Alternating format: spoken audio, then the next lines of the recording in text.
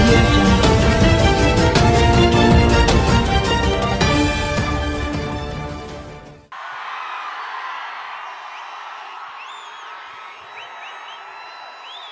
కృష్ణ గారు అబ్బాయి అనే నేను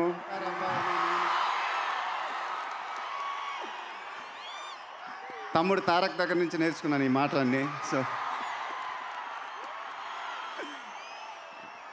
ఈ ప్రీ రిలీజ్ ఈవెంట్ చూస్తున్నట్టు లేదు, సినిమా 100 రోజుల ఫంక్షన్కి వచ్చామో అనిపిస్తుంది నాకు.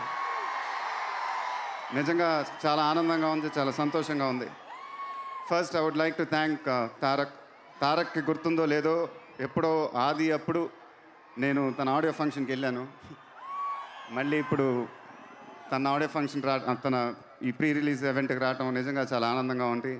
It's an amazing gesture. I think ఇక నుంచి ప్రతి ఫంక్షన్లు ట్రెండ్ మారుద్ది, అందరు హీరోలు వెళ్తారు.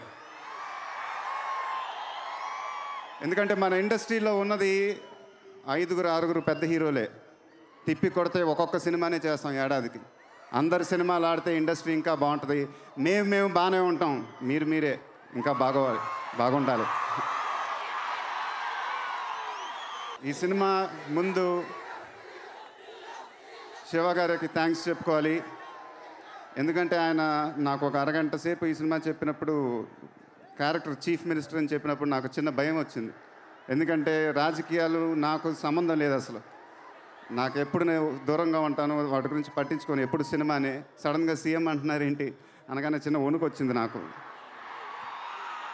బట్ ఆయన కథ చెప్పినప్పుడు ఒక ఇన్స్పిరేషన్గా ఫీల్ అయ్యాను. ఈ సినిమా షూటింగ్ చేసేటప్పుడు కూడా చాలా నేర్చుకున్నాను. I think this is my finest performance ever and I'll always cherish this, sir. శ్రీమంతుడు అప్పుడు నాకు ఒక చాలా ఇంపార్టెంట్ ఫిల్మ్, అది ఒక టర్నింగ్ పాయింట్ నా కెరీర్లో. మళ్ళీ అదే టర్నింగ్ పాయింట్ నా కెరీర్లో మళ్ళీ వచ్చింది.